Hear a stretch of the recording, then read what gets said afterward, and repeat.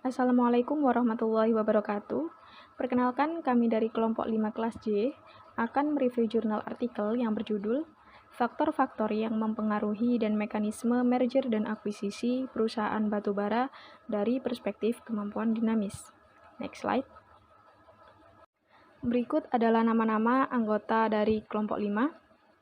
Santi Indah Turohmah NPM 19014, Mega Parela NPM 19029, Andini NPM 19039, Devi Rahmawati NPM 19113, Ari Dwi NPM 19188, dan Shalsa Mulya NPM 19215. Baik, kami akan mulai pembahasannya. Next slide. Yang pertama, kita akan membahas mengenai abstrak jurnal yang pada umumnya berisi ulasan singkat isi jurnal, tujuan, metode, dan hasil dari penelitian yang telah dilakukan. Nah, di abstrak jurnal ini menjelaskan bahwa merger dan akuisisi atau biasa disebut M&A merupakan cara penting bagi perusahaan batubara untuk mendapat sumber daya kompetitif utama dan inti, serta mempercepat pertumbuhan perusahaan tersebut. Nah, penelitian ini menggunakan 323 data sampel perusahaan batubara di Cina dan diuji secara empiris dengan regresi hierarkis serta model persamaan struktural. Jurnal ini akan membahas faktor-faktor yang mempengaruhi dan mekanisme dari merger dan akuisisi perusahaan batubara, hubungan antara faktor-faktor tersebut, konstruksi kemampuan dan kinerja perusahaan merger dan akuisisi perusahaan batubara. Nah, semua itu akan dibahas dari perspektif kemampuan dinamis. Di abstrak jurnal ini juga memuat hasil penelitian yang dijelaskan secara singkat. Yang pertama, regulasi pemerintah, persaingan industri, orientasi kewirausahaan, dan kewaspadaan organisasi berpengaruh positif signifikan terhadap M&A perusahaan batubara. Yang kedua, regulasi pemerintah dan persaingan industri berdampak positif pada persepsi lingkungan dan rekonfigurasi sumber daya. Dan yang ketiga, regulasi pemerintah dan persaingan industri berdampak positif tidak signifikan pada integrasi sumber daya. Yang berikutnya kami akan membahas introduction atau pengantar pada jurnal ini. Yang pertama, batubara merupakan sumber energi utama di Cina. Dan beberapa tahun terakhir, Cina terus memperkuat regulasi kontrol industri dengan cara mempromosikan merger dan akuisisi perusahaan batubara, membangun grup besar perusahaan batubara, dan meningkatkan konsentrasi industri. Nah, mengapa hal tersebut dilakukan? Karena seperti yang telah dijelaskan pada bagian abstrak, bahwa M&A menjadi strategi untuk memperoleh sumber daya utama dan kemampuan inti, mempercepat pertumbuhan, dan membangun keunggulan kompetitif. Yang berikutnya, dijelaskan terdapat kesenjangan teoritis dalam penelitian yang ada. Selanjutnya, M&A dipengaruhi interaksi dan umpan balik dari faktor eksternal, internal, faktor kognitif, dan tindakan perusahaan. Dalam hal ini, pemerintah berperan sebagai kekuatan eksternal yang mempromosikan penerapan M&A perusahaan batubara dan memiliki dampak yang besar pada sumber daya integrasi dan rekonfigurasi sumber daya. Selanjutnya, motivasi penerapan M&A adalah karena lemahnya industri batubara seperti rendahnya konsentrasi industri, intensitas persaingan tinggi dan fluktuasi periodik, orientasi kewirausahaan, kewaspadaan organisasi, dan persaingan industri. Lalu, untuk memverifikasi teori tersebut, penelitian ini menggunakan data yang dikumpulkan dengan kuesioner dan diuji secara empiris. Selanjutnya, hubungan antara faktor-faktor yang mempengaruhi pengembangan kapasitas dan kinerja perusahaan batubara dibahas dari perspektif kapabilitas dinamis. Next slide.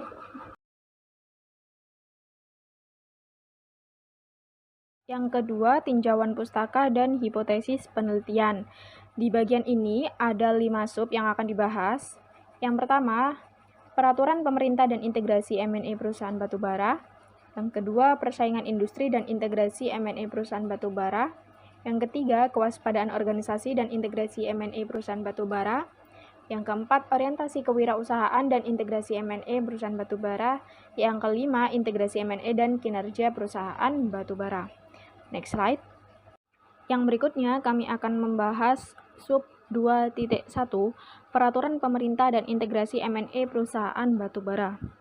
Sumber daya batubara dimiliki oleh negara dan pengembangan, penggunaan, dan integrasinya harus dilakukan di bawah bimbingan atau kontrol dari kebijakan nasional. Nah, dalam hal ini, kebijakan nasional seperti peraturan pemerintah mengacu pada proses mengatur, membatasi, dan mengelola perilaku M&A perusahaan batubara serta integrasi setelah dilakukannya merger. Nah, seperti yang dijelaskan di awal, bahwasanya pemerintah merupakan kekuatan eksternal yang mempromosikan M&A perusahaan batubara. Nah, selain itu, pemerintah juga menjadi faktor penting yang menentukan interaksi antara perilakunya dan perilaku perusahaan secara langsung mempengaruhi jalur pengembangan perusahaan.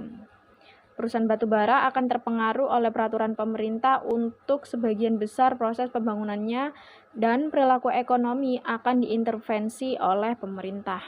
Berikutnya, pengaruh pemerintah terhadap rekonfigurasi sumber daya batubara perusahaan terutama diwujudkan melalui kebijakan industri, kebijakan produksi keselamatan, dan perlindungan lingkungan kebijakan. Nah, dari analisis yang telah dijelaskan pada sub 2.1 itu menghasilkan 3 hipotesis penelitian. Yang pertama, H1A, peraturan pemerintah berdampak positif terhadap persepsi lingkungan perusahaan batubara. H1B, peraturan pemerintah berdampak positif pada integrasi sumber daya perusahaan batubara. H1C, peraturan pemerintah berdampak positif pada rekonfigurasi sumber daya perusahaan batubara. Next slide. Yang selanjutnya saya akan membahas mengenai persaingan industri dan integrasi merger dan akuisisi perusahaan batubara. Persaingan industri ini mengacu pada intensitas persaingan antar perusahaan dalam industri batubara. Dalam Barnett tahun 1998 percaya bahwa organisasi perusahaan adalah respon terhadap lingkungan persaingan eksternal. Persepsi lingkungan memiliki 3 fungsi, yaitu fungsi kognitif wawasan, fungsi pengenalan peluang, dan fungsi kognitif pembelajaran. Dan juga ada 5 kategori objek, yaitu persepsi perubahan teknologi, persepsi permintaan pasar, persepsi persaingan industri, persepsi krisis perusahaan, dan juga persepsi kebijakan dan regulasi. Adapun pemangku kepentingan seperti pesaing, pemasok, dan mitra perusahaan yang spesifik terhadap tingkat persepsi persaingan industri. Dalam KAIHAN tahun 2020, percaya bahwa meningkatkan kemampuan persepsi perusahaan sangat membantu untuk memahami kebutuhan dan preferensi pelanggan, mendeteksi strategi kompetitif pesaing, mengidentifikasi peluang dan ancaman, memahami tren perkembangan masa depan, dan mempromosikan inovasi pengetahuan serta inovasi teknologi. Oleh sebab itu, jika perusahaan batubara ingin mendapatkan keuntungan dalam persaingan, mereka harus merebut hak untuk mengeksploitasi sumber daya batubara berkualitas tinggi melalui integrasi sumber daya dan juga harus bersaing di sekitar integrasi sumber daya alam batubara yang berkualitas tinggi, sehingga memperoleh manfaat yang berbeda yang dapat dibawa oleh kelangkaan sumber daya dan perbedaan kualitas. Perusahaan tersebut juga harus mengoptimalkan berbagai sumber daya melalui konfigurasi ulang sumber daya, sehingga semua jenis sumber daya cocok dan saling melengkapi dan juga mendapatkan keunggulan yang kompetitif. Adapun hipotesis yang dapat diajukan pada makalah ini yaitu H2A, persaingan industri berdampak positif terhadap persepsi lingkungan perusahaan batubara. H2B yaitu persaingan industri berdampak positif pada integrasi sumber daya perusahaan batubara. Dan H2C yaitu persaingan industri berdampak positif pada rekonfigurasi sumber daya perusahaan batubara. Kemudian yaitu ada kewaspadaan organisasi dan integrasi merger dan akuisisi perusahaan batubara. Kewaspadaan organisasi ini mengacu pada kemampuan perusahaan batubara untuk mendeteksi perubahan di lingkungan internal dan eksternal, yang termasuk 4 dimensi yaitu multi perhatian, wawasan interaktif, penilaian berwawasan ke depan, dan memimpin tujuan. Pada dasarnya, kewaspadaan organisasi ialah suatu proses dan fitur utama yang menjadi ciri pemrosesan kognitif informasi lingkungan oleh organisasi, yang dibagi menjadi 3 proses, yaitu wawasan perhatian, pengerahan perhatian, dan pemilihan perhatian. Kewaspadaan organisasi ini mempengaruhi preferensi pengambilan keputusan perusahaan dan juga masukan sumber daya. Integrasi sumber daya dan konfigurasi ulang sumber daya ialah mode tindakan yang paling penting dari perubahan organisasi di perusahaan batubara. Adapun hipotesis yang diajukan pada makalah ini yaitu H3A, kewaspadaan organisasi berdampak positif terhadap persepsi lingkungan perusahaan batubara. H3B, kewaspadaan organisasi berdampak positif pada integrasi sumber daya perusahaan batubara. Dan H3C yaitu kewaspadaan organisasi berdampak positif pada rekonfigurasi sumber daya perusahaan batubara. Yang selanjutnya yaitu orientasi kewirausahaan dan integrasi merger dan akuisisi perusahaan batubara. Orientasi kewirausahaan mencerminkan konsep dan cara pengambilan keputusan strategis inovasi perusahaan, resiko, dan tindakan lanjutan. Pada saat ini ada 3 pandangan dimensi, yaitu inovasi, inisiatif, dan pengambilan resiko. Kewirausahaan ialah suatu proses mengidentifikasi peluang, mengintegrasikan sumber daya, dan juga memenuhi kebutuhan pelanggan. Suatu perusahaan membutuhkan sumber daya untuk mengejar kewirausahaan dan integrasi sumber daya merupakan satu alasan yang penting untuk mengubah orientasi kewirausahaan menjadi kinerja perusahaan. Masukan dan integrasi sumber daya ialah kunci efektivitas orientasi kewirausahaan dan juga kunci fungsinya yang mempengaruhi kinerja perusahaan.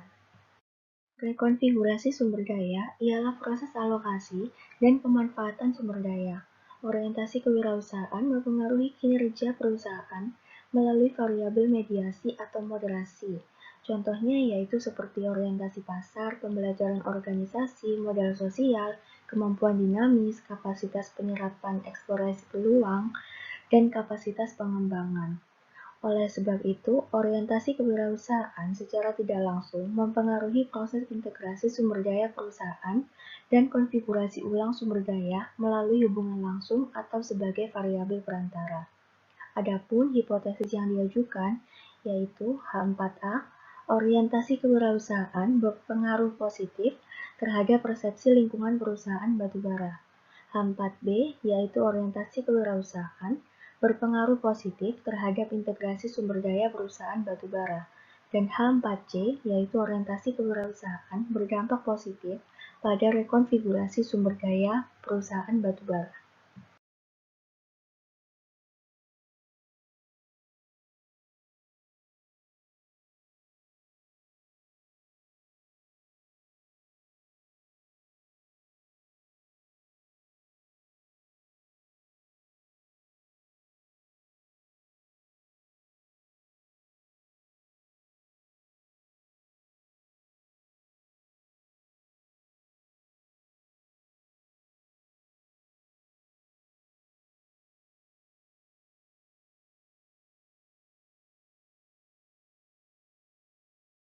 Integrasi M&A dan kinerja perusahaan batubara.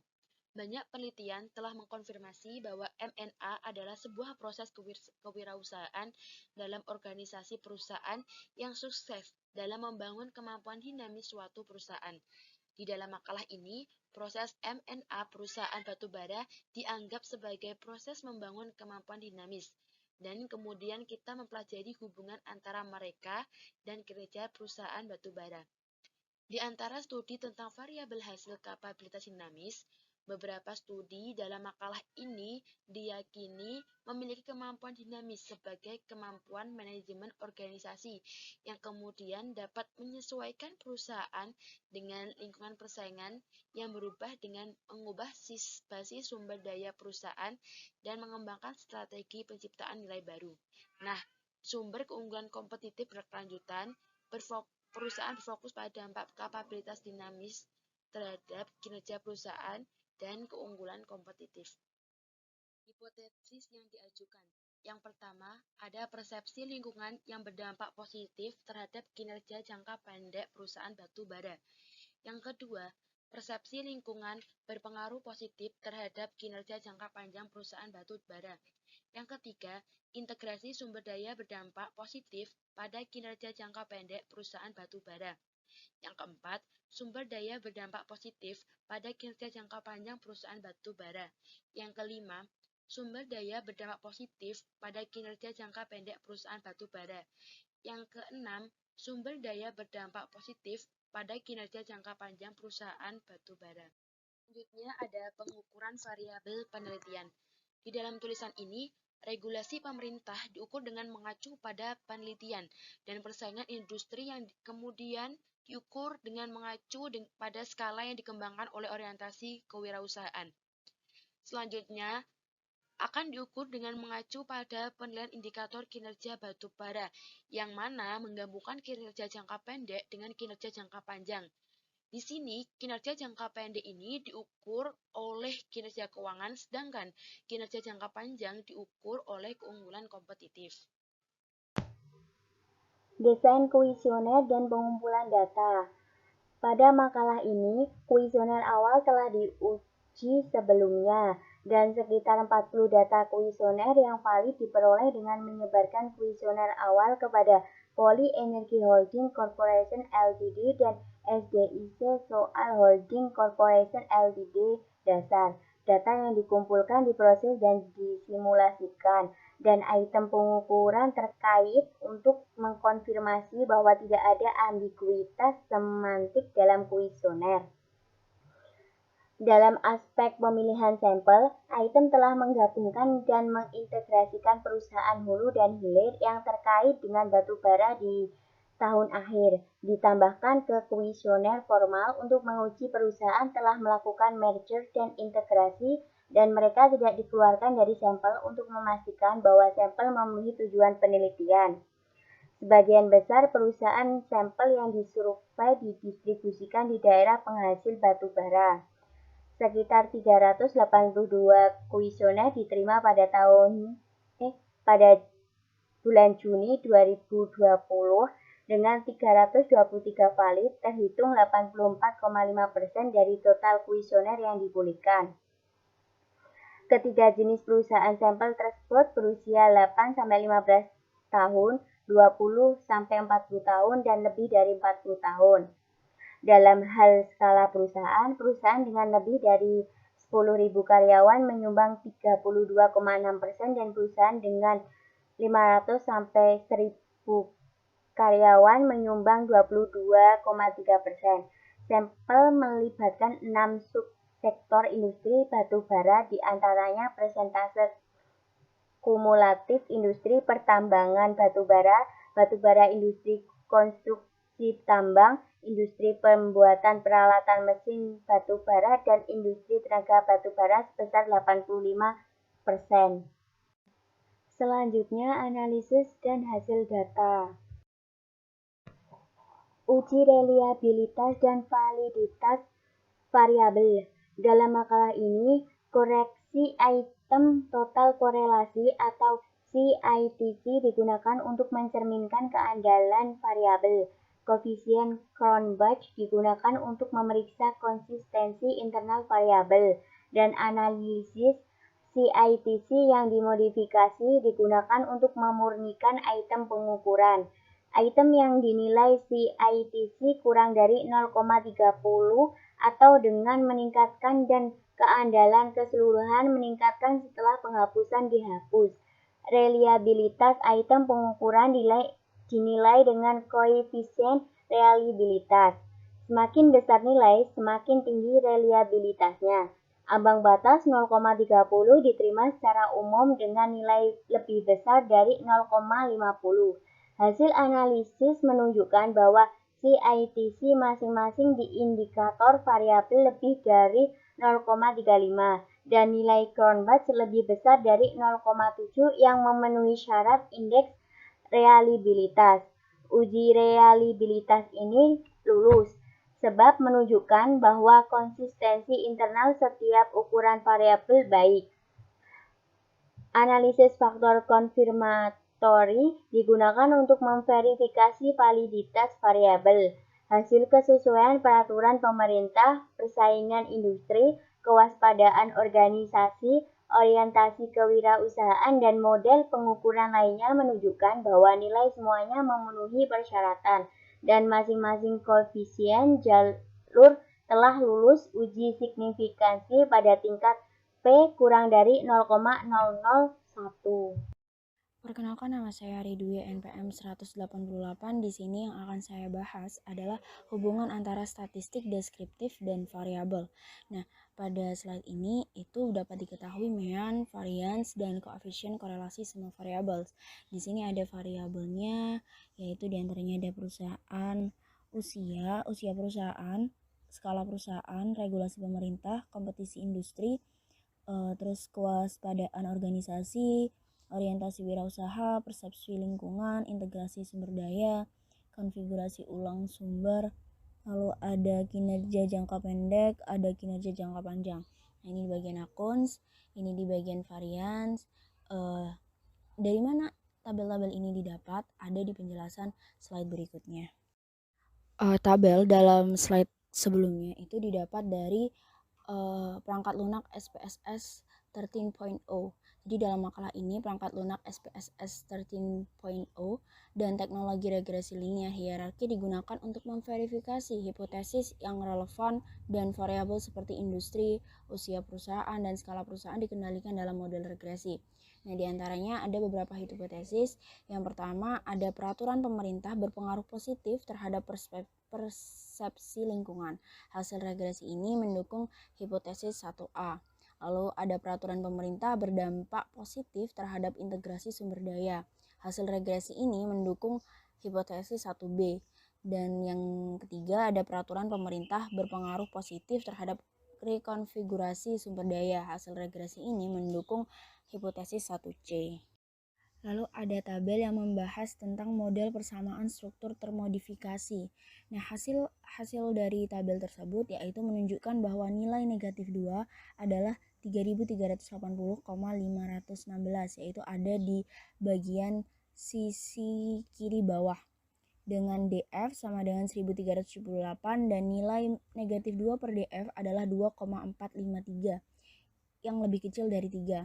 Untuk RM SEA adalah 0,067 kurang dari 0,08.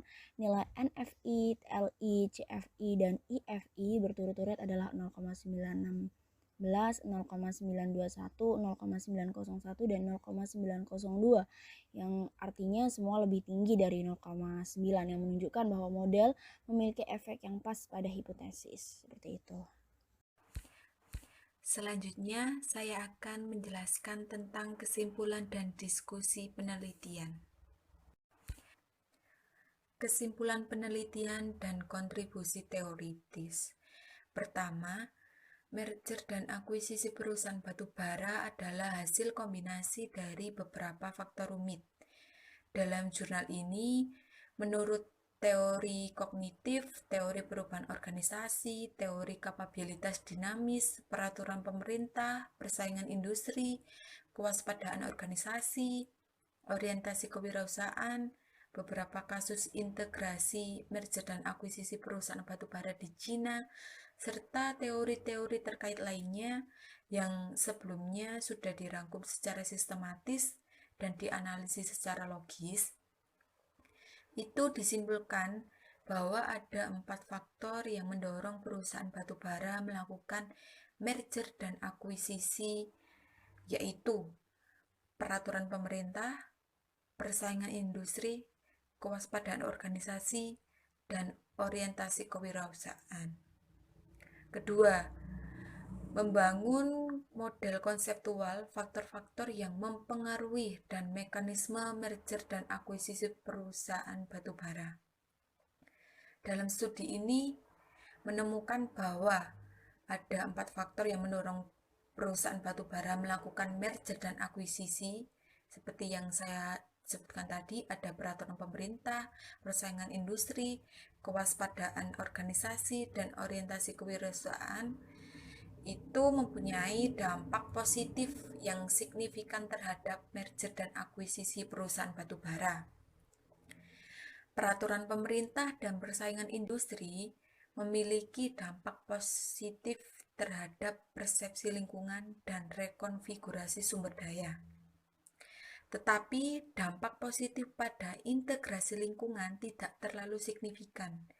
Hal ini menunjukkan bahwa ada pengaruh negatif dari regulasi pemerintah atau peraturan pemerintah dan persaingan industri. Dengan menerapkan kewaspadaan organisasi, maka realisasi dampak tentang kinerja perusahaan batubara dapat dibahas secara sistematis.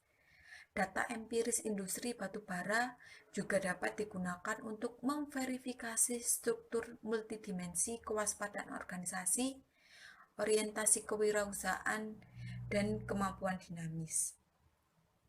Ketiga, dalam jurnal ini, mekanisme pengaruh integrasi, merger, dan akuisisi perusahaan batubara dipilih sebagai objek penelitian. Faktor dinamis dan pengaruhnya sangat jarang dipelajari dari perspektif kemampuan dinamis pada integrasi, merger, dan akuisisi perusahaan batubara. Dalam jurnal ini, itu mengusulkan kewaspadaan organisasi adalah elemen kunci pengambilan keputusan merger dan akuisisi perusahaan batubara, serta upaya untuk menerapkan teori kewirausahaan pada penelitian ini. Proses integrasi, merger, dan akuisisi dianggap sebagai proses pengembangan kapabilitas perusahaan batubara yang tidak ditemukan pada studi-studi sebelumnya. Keterbatasan penelitian dan arah penelitian masa depan. Pertama, meskipun 323 sampel data yang valid sudah dikumpulkan, penelitian berdasarkan jumlah sampel yang lebih besar mungkin lebih representatif dan universal. Data yang dikumpulkan dalam jurnal ini adalah cross-seksional, yang kurang cukup dalam menilai hubungan kausal antar variabel. Pada penelitian masa depan, data panel dapat dipertimbangkan untuk penelitian longitudinal, menemukan data bekas yang tepat untuk penelitian empiris, dan menempatkan perusahaan sampel juga merupakan salah satu arah penelitian masa depan. Kedua, dalam jurnal ini hanya intensitas persaingan, peraturan pemerintah, dorongan kewirausahaan, perilaku kesiagaan yang dipertimbangkan dalam studi ini. Tetapi faktanya tidak demikian. Faktanya yaitu pembentukan perilaku pengambilan keputusan merger dan akuisisi perusahaan batubara adalah masalah multi-subjek, multi-wilayah, dan multi-waktu yang kompleks, yang tidak hanya melibatkan persaingan dan interaksi antar perusahaan batubara, tetapi juga umpan balik informasi antar perusahaan dan pasar, permainan antar perusahaan dan pemerintah, dan banyak faktor lainnya. Pada penelitian masa depan, teori permainan dapat diterapkan ke dalam studi merger dan akuisisi perusahaan batubara untuk menganalisis secara dinamis antar perusahaan serta antar perusahaan dan pemerintah. Ketiga, untuk kenyamanan penelitian, pengaruh integrasi interpersonal, integrasi tugas, keadilan prosedural, dan keadilan informasi terhadap kinerja perusahaan tidak dipertimbangkan dalam proses uji empiris. Pada penelitian masa depan, salah satu arah penelitian yaitu untuk mempertimbangkan studi lebih lanjut bagaimana menciptakan nilai melalui integrasi yang efektif, dan juga bagaimana memasukkan ketidakpastian lingkungan eksternal ke dalam analisis kerangka penelitian. Sekian review artikel tentang faktor-faktor yang mempengaruhi dan mekanisme merger dan akuisisi perusahaan batubara dari perspektif kemampuan dinamis kelompok 5 AKL 1 kelas J. Bila ada kekurangan, kami mohon maaf. Wabillahi taufiq wal hidayah. Wassalamualaikum warahmatullahi wabarakatuh.